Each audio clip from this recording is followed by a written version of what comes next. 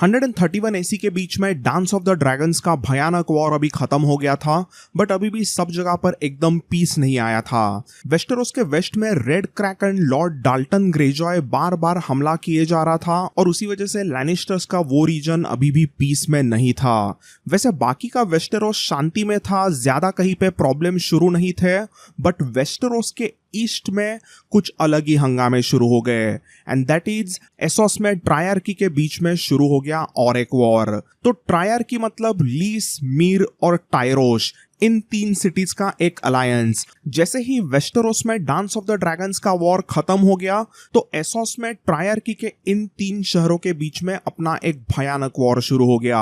अभी इन तीनों सिटीज का हिस्ट्री ऐसा ही रहा कि वो हमेशा से ही एक दूसरे को वैसे काफी हेट करते आए, बट कई बार उनके बीच में समझौते भी हो जाते क्योंकि उन सिटीज के लीडर्स को लगता कि उन तीनों सिटीज का ट्रेड वगैरह एक दूसरे पे डिपेंडेंट है।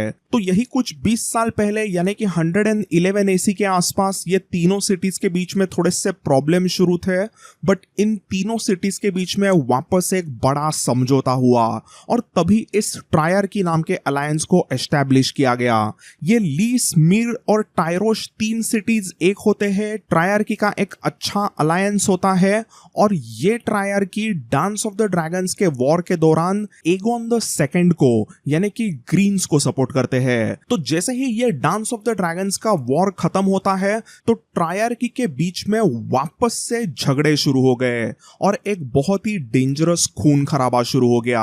इसी खून खराबे में शामिल होने के लिए और वॉर में फाइट करने के लिए वेस्टरोस की 2 सेलसॉर्ड कंपनियां जाती है। वन इज वुल्फ पैक जो नॉर्दर्न मैन की है and second is storm breakers जो ऑस्कर टली ने बनाई हुई सेलसॉर्ड कंपनी है। तो ट्रायर्की के बीच में वापस से प्रॉब्लम्स अचानक से क्रिएट हो गए और उनके बीच में यह भयानक वॉर शुरू हो गया। बट इसका रीजन क्या है? तो इसका रीजन है लीस का एडमिरल शराको लोहार। तो अगर आपको याद है तो यह शराको लोहार करके जो बंदा है वो एक जमाने में पूरे ट्रायर्की का एक बहुत ही पावरफुल एडमिरल था। तो और डांस ऑफ द ड्रैगन्स के वॉर में जब बैटल ऑफ गलेट हो गई थी तभी उस बैटल ऑफ गलेट में यह बंदा शराको लोहार ट्रायर्की का एडमिरल होता है। उसी ने पूरे बैटल को अच्छी तरीके से प्लान किया था और उसी के जबरदस्त लीडरशिप के वजह से ट्रायर्की के फ्लीट ने ड्रिफ्ट मार्क की धज्जियां उड़ा दी। एडमिरल शराको लोहार ने ट्रायर्की के शिप्स को एकदम अच्छी तरीके से डिवाइड किया था अलग अलग स्क्वाड्रंस में और उसी के लीडरशिप में ट्रायर्की के फ्लीट ने ड्रिफ्ट मार्क के एक छोटे इंपॉर्टेंट टाउन स्पाइस टाउन पे एकदम ही भयानक हमला किया। यह हमला इतना डेंजरस था कि बस एक दिनों में उस पूरे टाउन को लूटा गया और उसे कंप्लीटली सैक किया गया।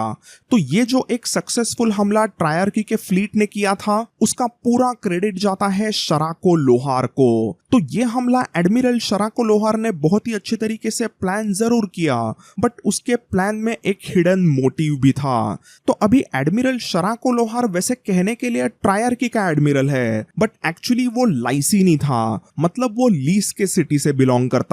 तो जो बैटल ऑफ गलेट हुआ था उसके लिए ट्रायर्की ने कुल मिला के 90 शिप्स भेजे थे। लीस ने 30 शिप्स भेजे थे, टायरोश ने 30 और मीर ने 30।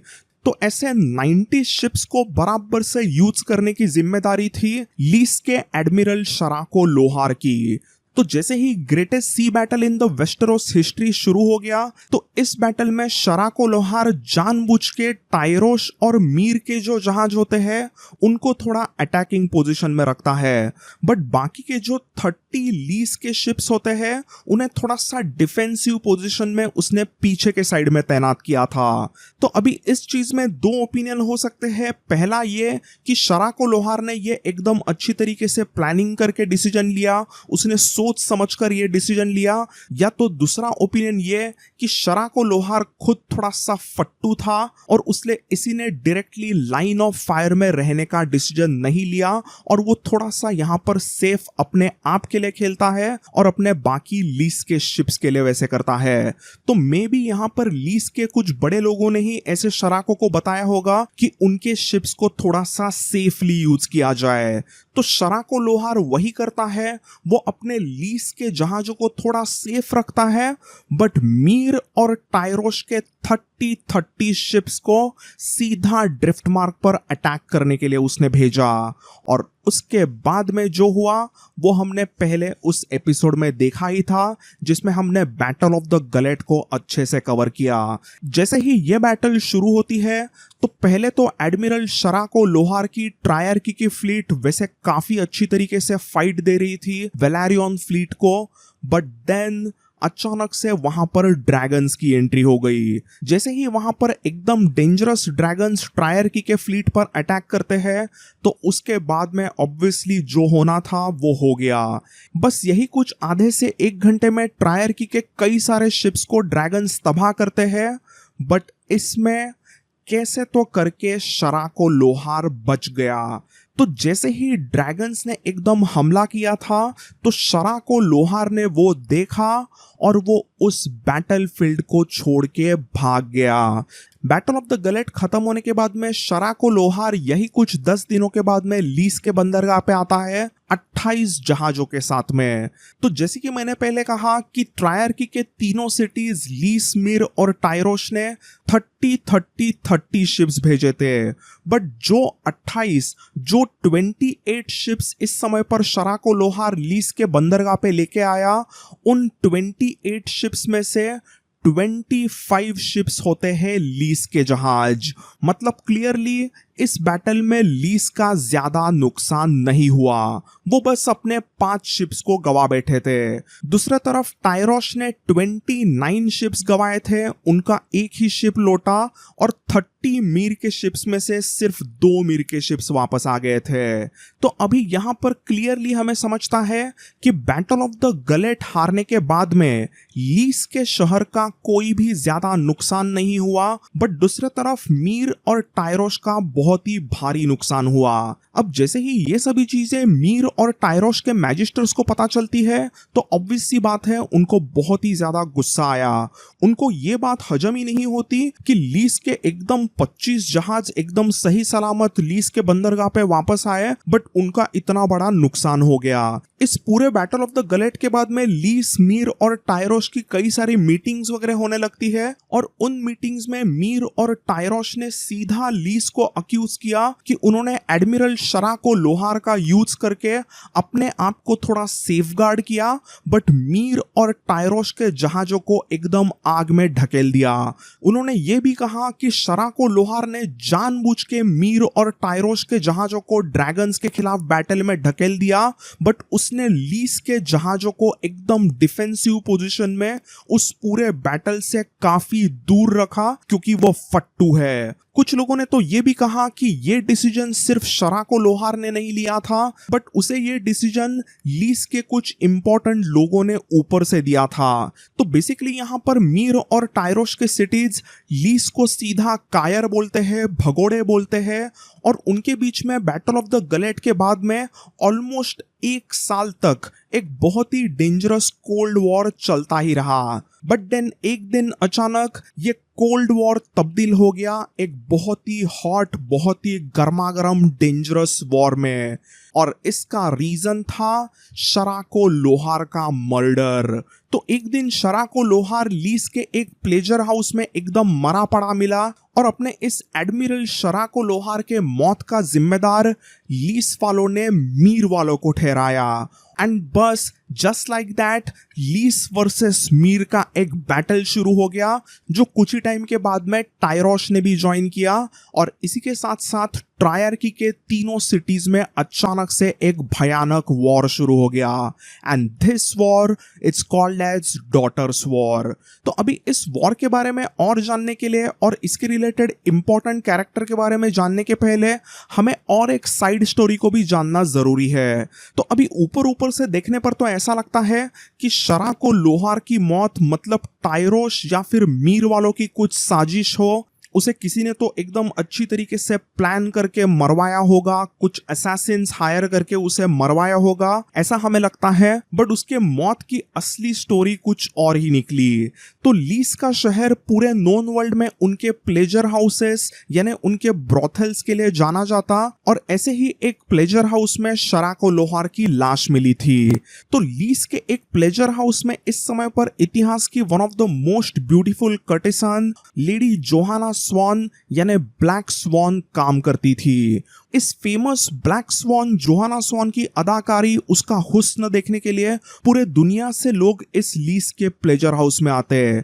इफ यू रिमेंबर तो एक्चुअली ये जो जोहाना स्वॉन करके जो फेमस हसीना यहाँ की है, तो इस हसीना को एक्चुअली सालों पहले किडनैप करके यहाँ पर लाया गया था, और तभी से वो लीस की वन ऑफ द बेस्ट और इतिहास की one of the most famous lease की सुंदरी रही। तो उसे कब कैसे किडनैप किया गया था, उसके रिलेटेड क्या स्टोरी है, वो सब अगर आपको जानना है तो डिस्क्रिप्शन में दिए एक लिंक पर जरूर क्लिक कीजिए। वहां पर क्लिक करने पे आपको वो कहानी पूरी पता चलेगी। तो होता यह है कि एक दिन ये शराको लोहार जोहाना स्वॉन के साथ में संबंध बनाना चाहता था। शराको जोहाना के साथ में एक रात गुजारने के लिए कितने भी पैसे देने के लिए रेडी था, बट उसी समय पर कोई एक दूसरा रिच बंदा आ गया जिसे जोहाना के साथ में सोना था। ये कोई तो एक अनजान सा बंदा होता है, बट ये भी जोहाना स्वॉन का बहुत ही बड़ा दीवाना था, और वो वाली रात उसे कुछ भी करके जोहाना के साथ में गुजारनी थी।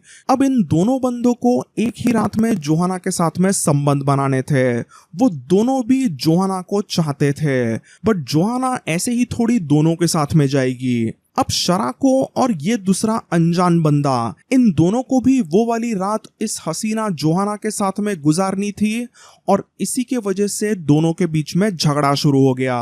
पहले झगड़ा थोड़ा सा छोटा था, बट बाद में यह झगड़ा थोड़ा सा सीरियस होने लगा, और एक मोमेंट तो ऐसा आ गया कि शराको लोहार ने सीधा उस बंदे के सामने तलवार निकाल दी। तो उस रिच बंदे के कुछ बॉडीगार्ड्स ने वहीं पर शराको लोहार को बुरी मौत दे दी। जैसे ही ये मौत वहां पे होती है तो सब जगह पर भगदड़ मच गई, सब लोग यहाँ वहां पर भाग जाते हैं। वो रिच बंदा और उसके साथी लोग वहां से भाग गए, बट वहां पर एक चीज हो गई थी, एंड दैट इज शराको लोहार की खून से लथपथ लाश वहां पर पड़ी हुई थी। तो अभी वैसे देखा जाए तो ये मौत तो एकदम ही वाहियात रीजन के वजह से, वहां पर एकदम मामूली रीजन के वजह से हुई थी, बट इस मौत का पॉलिटिक्स खेला गया, और इस मौत का बवंडर बनाकर लीस वालों ने मीर के खिलाफ वॉर शुरू कर दिया। लीस वालों ने मीर को सीधा अक्यूज किया कि उन्होंने कुछ असैसिन्स भेजे उनके एडमिरल, उनके इंपॉर्टेंट आदमी शराको लोहार को मारने के लिए। एक लीस के इतने जाने माने इंसान शराको लोहार को लीस के ही एक प्लेजर हाउस में ऐसी मौत मिलना, ये लीस वालों को बिल्कुल पसंद नहीं आया, और उन्होंने एकदम फालतू में इसका जिम्मेदार मीर वालों को ठहराया, जबकि वैसे मीर वालों का इसमें कोई भी हाथ नहीं था। तो लीस और मीर के बीच में ये वॉर शुरू हो गया, और इसी वॉर को आगे चल के सभी लोग डॉटर्स वॉर कहने लगे। हमने जैसे कि पहले भी जाना कि इसी वॉर के बारे में जब वेस्टेरोस में पता चलता है, तब वेस्टेरोस के कुछ जाबाज योद्धा वुल्फ पैक और स्टॉर्म ब्रेकर्स नाम के कुछ सेल स्वॉर्ड कंपनीज में से इस बैटल्स में लड़ने के लिए आ गए। उनको जो भी ज्यादा पैसा दे रहा था वो साइड लेके as a sail sword in battles में फाइट करने लगे। तो लीस और मीर के बीच में ये डॉटर्स वॉर जैसे ही शुरू हो गया, तो यहां पर आर्कॉन ऑफ टायरोस ने एक अपॉर्चुनिटी देखी। आर्कॉन ऑफ टायरोस ने समझा कि लीस और मीर एक दूसरे के खिलाफ लड़ते रहेंगे, बट इस समय पर स्टेप स्टोन्स के इलाके पर किसी का भी अच्छी तरीके से अधिकार नहीं है। स्टेप स्टोन्स का ये इलाका एक बहुत ही इंपॉर्टेंट इलाका होता है, क्योंकि इसी इलाके में से कई सारी शिप्स का आना जाना शुरू रहता है। तो अगर इन स्टेप स्टोन्स के आइलैंड्स पर कब्जा किया जाता है तो वो टायरोस के लिए बहुत ही इंपॉर्टेंट साबित हो सकता है। ऐसे आर्कॉन ऑफ टायरोस को लगा, और उन्होंने ये अपॉर्चुनिटी को सीज करने करने का प्लान किया। तो इफ यू रिमेंबर, यही कुछ 17 से 18 साल पहले इसी स्टेपस्टोन्स के इलाके पर डेमन टारगेरियन ने कॉर्लिस वेलारियन के मदद से कब्जा किया था, और डेमन टारगेरियन अपने आप को किंग ऑफ स्टेपस्टोन्स भी कहने लगा। तो डेमन उस इलाके का यही कुछ 2 से 3 साल के लिए राजा था। उसने वहां पर अच्छी तरीके से रूल भी किया था, बट देन इवेंचुअली उसने वो इलाका छोड़ा और वो वापस किंग्स लैंडिंग में चला गया था। तो दैट्स पास्ट। बट अभी प्रेजेंट में आर्कॉन ऑफ टायरोस ने प्लान बना लिया था कि वो स्टेपस्टोन्स के इलाके पर टायरोस का झंडा लहराएगा, और इसी के लिए आर्कॉन ऑफ टायरोस ने टायरोस के फेमस कैप्टन जनरल रकालियो रिंडून को भेजा। तो यही कुछ 18 साल पहले ये रकालियो रिंडून डेमन और कॉर्लिस के खिलाफ भी एक बैटल में लड़ा था, और उसे इस स्टेपस्टोन्स के इलाके के बारे में कई सारे चीजें एकदम अच्छी तरीके से पता थी। आर्कॉन ऑफ टायरोस ने यही चीज अच्छी तरीके से समझी थी, और इसीलिए उसने रकालियो रिंडून को वहां पर स्टेपस्टोन्स पे अटैक करने के लिए कह दिया। तो अभी रकालियो रिंडून अपने कहानी में तो अभी आ रहा है, बट ऐसा नहीं कि आपने उसके बारे में पहले नहीं सुना होगा।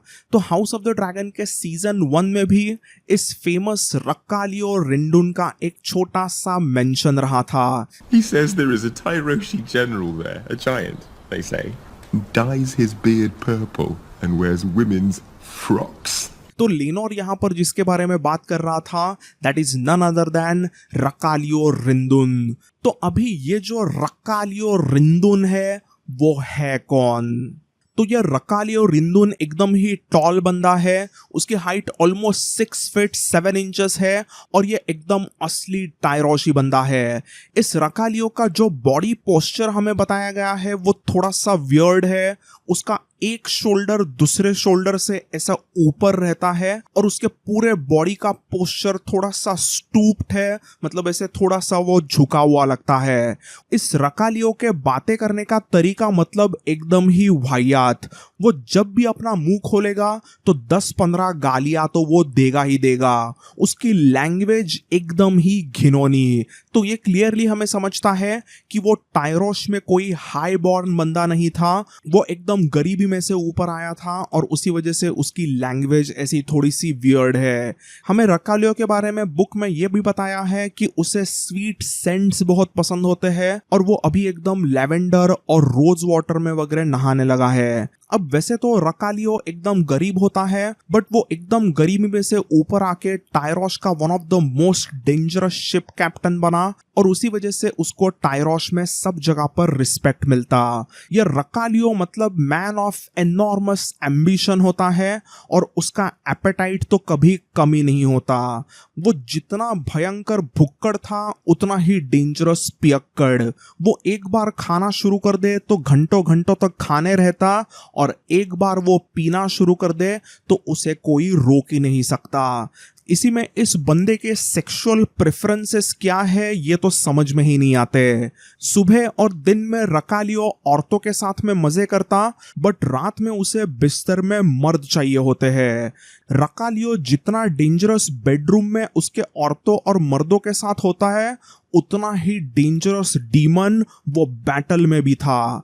उसके साथ में 1-on-1 बैटल करने में सभी की फट जाती, क्योंकि ये 6 फीट 7 इंचेस का टायरोशी रकालियो दोनों हाथों में 2 तलवार लेके लड़ सकता था। तो वो एकदम एम्बीडेक्स्ट्रस होता है। वो लेफ्ट एंड राइट दोनों हाथों से एकदम एफिशिएंटली, एकदम जबरदस्त तरीके से फाइट कर सकता है। रकालियो की बैटल करने की और एक खास बात ये कि ये बंदा ऐसा सनकी होता है कि जब भी बैटल शुरू हो गई तो ये भाई साहब अपने एनिमीज के साथ में हंसते हंसते लड़ने लगता है। कोई भी अगर बैटल शुरू होती है, उसके खिलाफ कोई हथियार उठाता है, तो रकालियो अपने 2 हाथों में 2 स्वॉर्ड निकालकर एकदम मुस्कुराते हुए, कई बार तो एकदम जोर जोर से हंसते हुए बैटल्स करता है। और उसके इसी भयंकर अंदाज आवाज को देख के कई लोग उससे डरने लग गए थे। इसी में इस रक्कालियो रिंडून का फेवरेट कलर होता है पर्पल, और इसीलिए उसने अपने बालों को और दाढ़ी को एकदम पर्पल और ऑरेंज कलर में शेड करवाया था। अब वैसे तो टायरोश का शहर मतलब एक स्लेव सिटी होता है, बट रक्कालियो रिंडून हेटेड स्लेवरी। उसे स्लेवरी का बहुत ही ज्यादा गुस्सा आता, और इसीलिए रक्कालियो कई बार स्लेव्स को अपने पैसों से छुड़ाता। स्पेशली उसे स्लेव गर्ल्स पे बहुत ही ज्यादा दया आती और उन्हें वो हमेशा रिहा करता। तो इसीलिए कई लोगों को ऐसा लगता है कि रक्कालियो रिंडून की माँ भी कोई तो स्लेव गर्ल हो सकती है, और उसी वजह से उसे स्लेव्स और खास करके स्लेव गर्ल्स पे दया आती है। वो कई बार बहुत ही ज्यादा रकम देके कुछ स्लेव गर्ल्स को छुड़ाता है, और वो छोड़ने के पहले उस स्लेव गर्ल को उसके आंखों पर और उसके हाथ पर किस करता है, and then only he sets her free. तो अगर देखा जाए तो रक्कालियो रिंडून थोड़ा सा अजीब सा बंदा है। वो डेंजरस है, वो शौकीन है, बट वो एक तरह का टायरोश ही रॉबिन हुड भी है। वो टायरोश के कई गरीबों का रखवाला है। कई बार रक्कालियो रिंडून अपने जहाज पर बैठ के कहीं पे तो बाहर जाता था, और बाहर से वो सोना वगैरह टायरोश के सिटी में लेके आता, और जितना भी सोना, जितना भी उसने कपड़े और जो भी जवाहरात वगैरह वो लेके आता, वो उन चीजों को सीधा गरीबों में बांट देता। It is said कि in Tyrosh, Rackalio Rindun was known to toss gold coins to beggars. उसके ऐसे हरकतों की वजह से रक्कालियो रिंडून कई बार एकदम रिच जरूर होता, बट वो सारे पैसे गरीबों में लुटा देता, और उसके वजह से वो वापस कंगाल हो जाता, एकदम ब्रोक हो जाता। तो रक्कालियो रिंडून टायरोश के अलग अलग इलाकों में ऐसे गरीबों में एकदम पैसे जरूर बांटता, बट उसी के साथ वो अपने खुद के मेन एटाम्स मतलब उसके शिप पे काम करने वाले वगैरह जो लोग होते हैं, उनसे भी कभी भी कुछ चीज छुपाता नहीं। वो जब भी यहाँ वहां पर कुछ लूट मार करता, जहां से भी कुछ सोना चांदी वो चुराता वगैरह, वो सभी के सभी पैसे, वो पूरी की पूरी लूट अपने आदमियों में बांट देता। वो कुछ भी चीज अपने लिए नहीं रखता, उसे पैसों में कुछ इंटरेस्ट नहीं था। It wasn't about money for him, it was about sending the message. Rakallio Ryndoon मतलब एकदम ही दिलदार आदमी। अगर किसी बंदे ने उससे कुछ चीज मांगी तो वो चीज उसे वो बिना झिझक के देता। फिर अगर किसी बंदे ने उससे अ पेयर ऑफ बूट्स मांगे तो वो दे देता। अगर उससे कुछ डायमंड या फिर कुछ एमरल्ड रिंग मांगी तो रक्कालियो बिना झिझक के वो भी दे देता।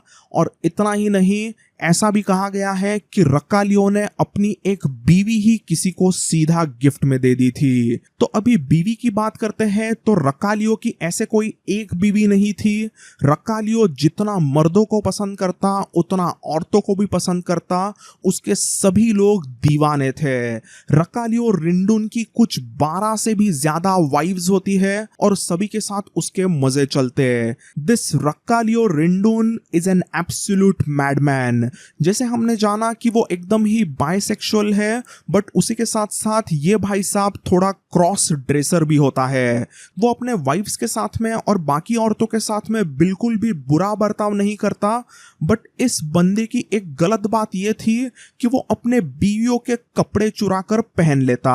कई बार ये रक्कालियो औरतों के कपड़े पहन के बैटल्स में वगैरह देखा गया था, और एकदम 6 फुट 7 इंच का औरतों के कपड़े पहना हुआ आदमी देख के लोगों को समझ में नहीं आता कि उसके ऊपर हंसे या उससे डरे। इसके रिलेटेड और एक वाहियात बात यह थी कि रक्कालियो को औरतों से मार खाने में बहुत मजा आता। कई बार रक्कालियो को ऐसा देखा गया है कि वो औरतों के बीच में एकदम नंगा होता है और 10-15 औरतें उसे मारती रहती है।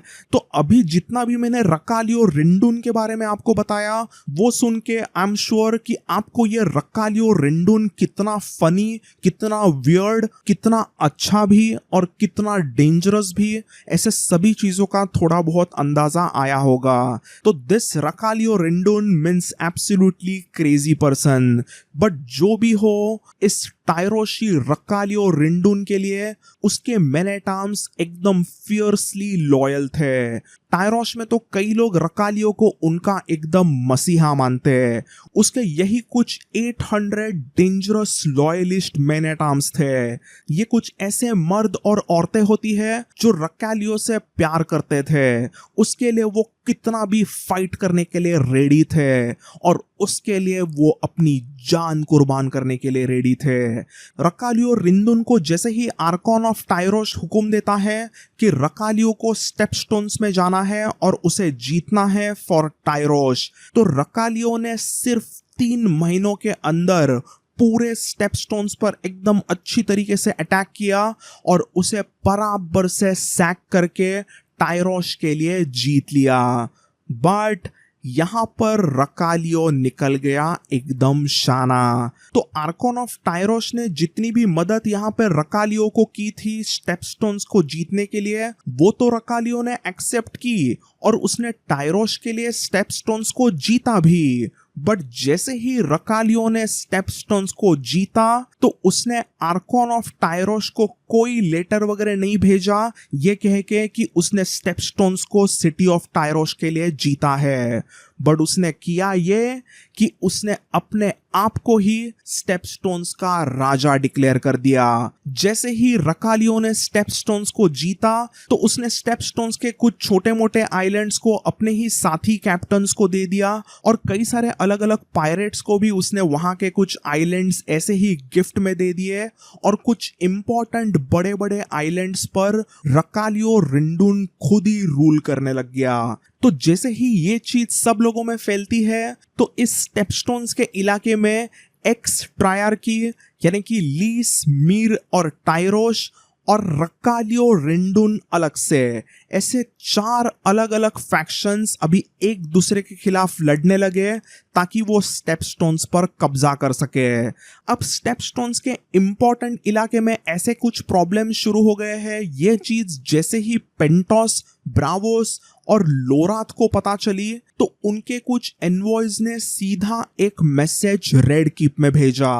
पेंटोस, ब्रावोस और लोराथ का ये मैसेज रेड कीप में कुछ ही दिन में आता है और उस मैसेज को कॉर्लिस वेलारियन ने सबसे पहली बार पढ़ा। जैसे ही लॉर्ड कॉर्लिस ने ये लेटर देखा तो उसने स्मॉल काउंसिल मीटिंग में सभी को बता दिया कि ऐसे बहुत ही बड़े इश्यूज स्टेपस्टोन्स के इलाके में शुरू है और ऐसे इश्यूज बहुत सालों पहले कॉर्लिस ने अच्छी तरीके से सॉल्व भी किए थे। बट अभी ये इश्यूज वापस से अपना सर बाहर निकालने लगे हैं तो ये प्रॉब्लम्स आगे चल के बेचीदा होने के पहले ही इस सर को काटना जरूरी है। बट इसके खिलाफ हुडेड हैंड टाइलन लैनिस्टर ने कहा कि ये जो भी इश्यूज उन सिटीज के वजह से वहां पर आए हैं वो इश्यूज उन सिटीज को ही सॉल्व करने देना चाहिए। हुडेड हैंड टाइलन लैनिस्टर ने सीधा उस मीटिंग में कहा, It would be a grave mistake, my lord, for Westeros to embroid in these endless quarrels of the free cities. तो बेसिकली टाइलैंड ने सीधा कहा कि ये जो फ्री सिटीज के एंडलेस क्वारल्स है उनके बीच में ये जो झगड़े हैं